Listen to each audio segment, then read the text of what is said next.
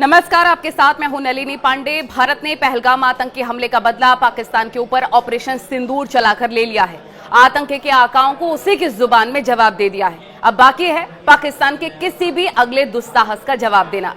पाकिस्तान की किसी भी हिमाकत को रोकने के लिए भारत के पास बॉर्डर पर अपना सुदर्शन चक्र है। हाँ, भारत के पास रूस से आया long range air defence missile system S-400 Sam यानी कि सरफेस टू एयर मिसाइल है। पाकिस्तान से आने वाली किसी भी मिसाइल को रोकने के लिए बॉर्डर पर तैनात भारत का सुदर्शन, भगवान कृष्ण के शक्तिशाली सुदर्शन चक्र के तर्ज पर भारतीय वायुसेना द्वारा इसे सुदर्शन नाम दिया गया है। पाकिस्तान के पास मौजूद चीन के air defence missile system HQ-9 से ये बेहतर कैसे है, अब आपको ये बताते हैं। एयर डिफेंस मिसाइल सिस्टम होता क्या है? दरअसल एयर डिफेंस मिसाइल सिस्टम किसी भी देश के लिए एक रक्षा कवच है। इसकी मदद से दुश्मन देश की तरफ से आने वाले रॉकेट, मिसाइल या ड्रोन को पहले डिटेक्ट किया जाता है, यानी उसका पता लगाया जाता है। इसके बाद उस हथियार को लॉक कर दिया जाता है, यानी उसके मूवमेंट को लॉक किया जाता है, और फिर उसे मिसाइल की मदद से हवा में ही मार गिरा दिया जाता है।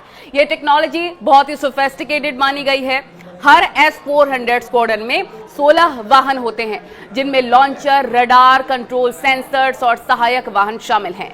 ये 600 किलोमीटर दूर तक हवाई खतरों को ट्रैक कर सकता है। S-400 4 प्रकार की मिसाइलों का उपयोग करता है, जो 400 किलोमीटर तक की दूरी पर लक्ष्य को भेदने में सक्षम है। ये लड़ाकू विमानों, बैलिस्टिक मिसाइल्स और ड्रोन को रोक सकता है, जिससे ये भारत के डिफेंस का एक महत्वपूर्ण हिस्सा बन जाता है। पाकिस्तान ने अपने एयर डिफेंस के लिए चीन से HQ-9 खरीदा हुआ है।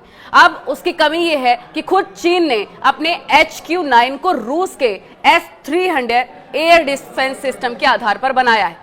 जब S-300 खुद S-400 से एक स्तर नीचे का एयर डिफेंस सिस्टम है, HQ-9 भारत के पास मौजूद S-400 के सामने कमजोर पड़ जाता है।